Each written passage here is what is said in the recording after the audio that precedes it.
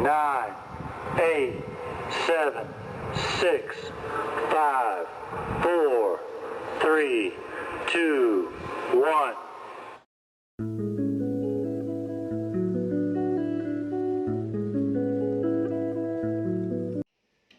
Baik, Assalamualaikum warahmatullahi wabarakatuh.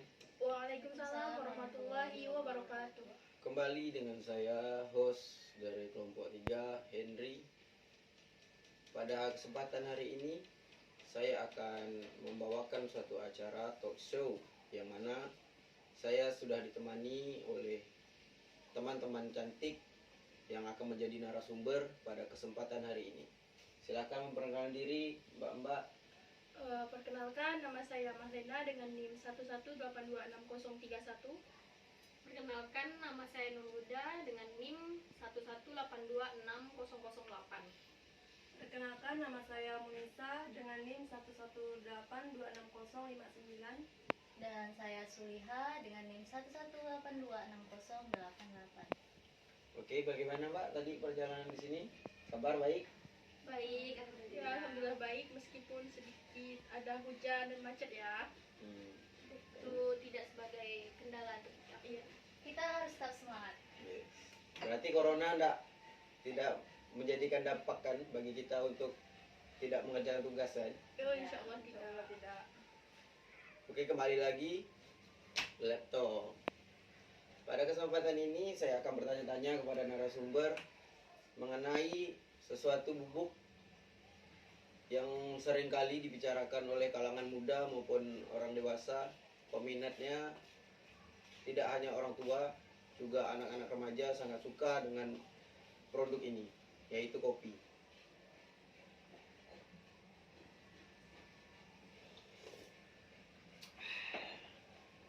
Hidup itu seperti kopi, yang mana pahit dan manisnya menyatu dalam kehangatan.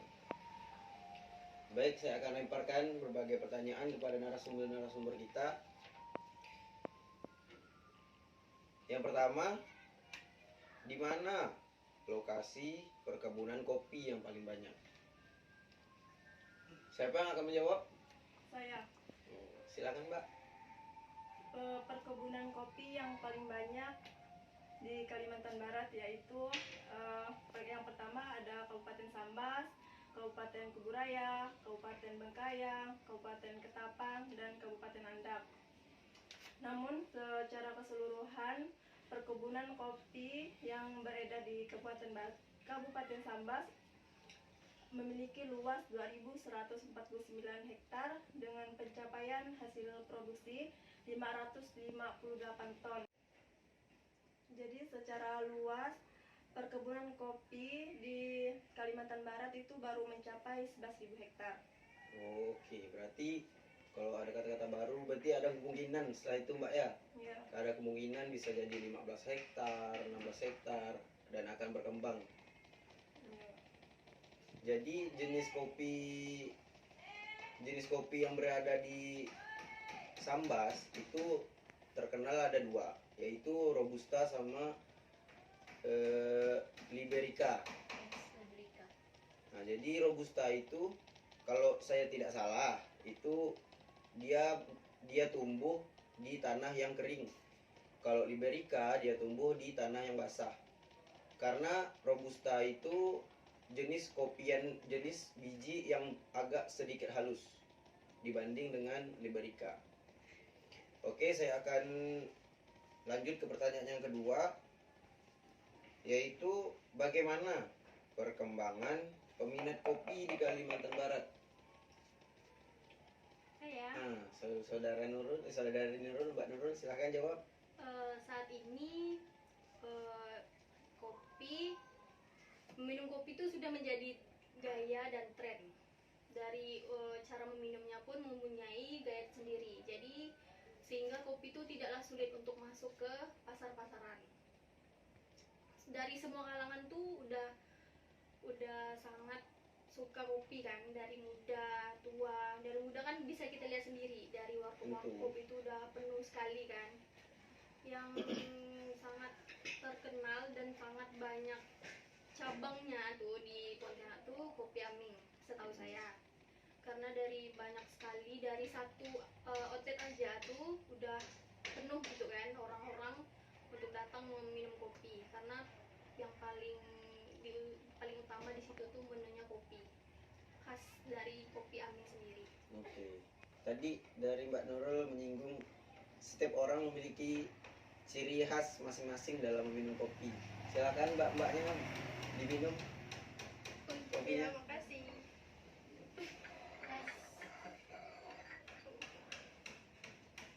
Begitu keren.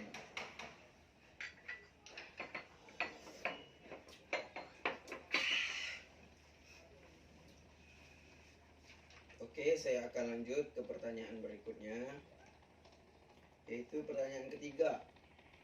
Kopi jenis apa yang paling banyak beredar di Saya. Kalimantan Barat? Saya yang akan menjawab ya. Oke, silakan Mbak Sulia. Jenis kopi yang banyak beredar di kalangan masyarakat itu yaitu kopi Robusta Sambas. Karena berdasarkan data dari banyaknya masyarakat, dari banyaknya konsumen, kopi Robusta tuh mempunyai cita rasa yang standar, yakni tidak terlalu pahit dan juga tidak terlalu asam.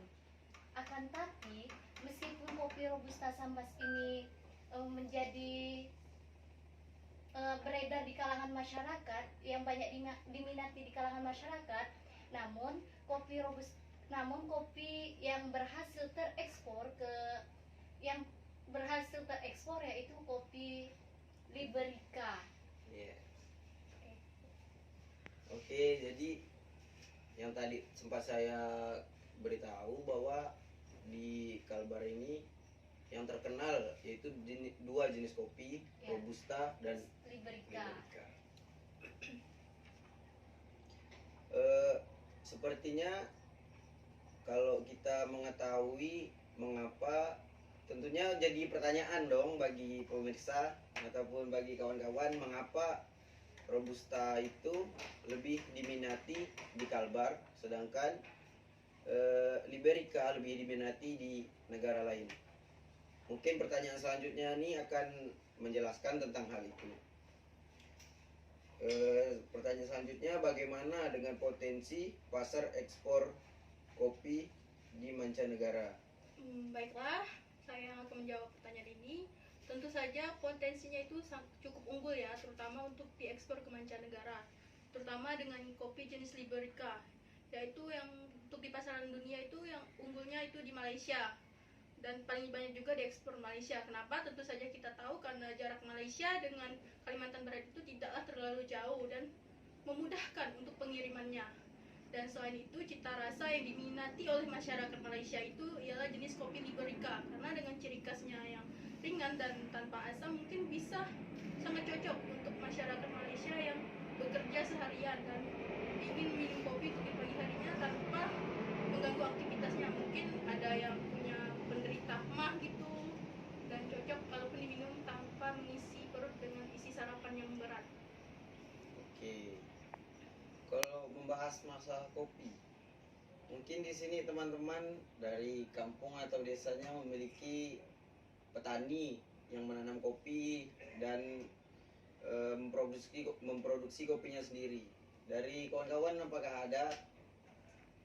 Baiklah, untuk di kampung saya sendiri itu berada di Punggur ya. Siapa sih yang nggak tahu Punggur kan? Wih, jelas Punggur. Terkenal dengan hasil komoditi pertanian. Terutama itu ada kopi juga termasuk salah satunya.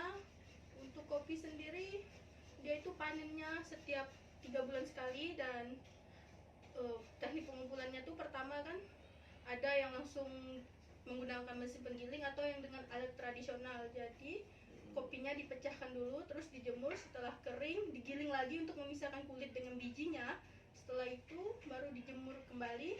Ada yang langsung dijual dengan bijinya, ada juga yang memproduksi produk rumahan dengan bubuk sendiri. Oke, masih seputar kopi. Kopi ini bukan hanya untuk diminum, bukan hanya bisa dinikmati dengan gaya, tapi menurut saya kopi ini juga sering kali digunakan untuk produk kecantikan. apakah mbak-mbak di sini tahu mengenai tentang produk kecantikan yang berasal dari bubuk kopi? Saya ya, yang paling sering saya temui itu kandungan masker yang mengandung kopi, karena banyak manfaat seperti menghilangkan flek-flek hitam, bisa juga sebagai scrub tubuh, tapi dengan campuran-campuran lain yang dengan bahan utamanya itu kopi. Oke, membahas masalah kopi, tentunya ada manfaat dan ada mudarat dari produk tersebut. Nah, dari mbak-mbak dan narasumber di sini, apakah ada yang mengetahui tentang manfaat kopi ataupun mudaratnya terlalu banyak mengkonsumsi? Silahkan mbak-mbak kalau mau. Menurutnya. Hmm.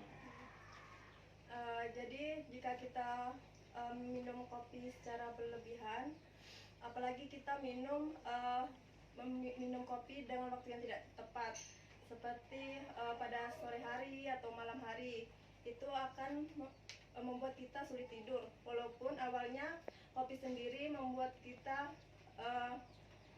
lebih fokus untuk menghilangkan kantuk gitu. Tapi dari efek sampingnya sendiri, jika tidak meminum secara waktu yang tidak tepat, akan susah untuk tidur. Terus yang kedua yaitu pemicu asam lambung. Jadi kopi sendiri ini kan memiliki rasa yang asam, sehingga jika kita berlebihan mengkonsumsi kopi akan menyebabkan asam lambung. Apalagi kita saat mengkonsumsi kopi, perut masih belum kosong, makan, gitu kan. perut masih kosong gitu. Dari situ tuh asam lambung kita tuh akan naik gitu. Oke, jadi kalau para pecinta kopi dengerin ya, kalau ketika minum kopi itu tidak boleh kalau belum makan. Terus tidak boleh minum kopi untuk begadang, kecuali mereka-mereka yang dipaksa atau diperuntukkan memang untuk begadang, kayak satpam.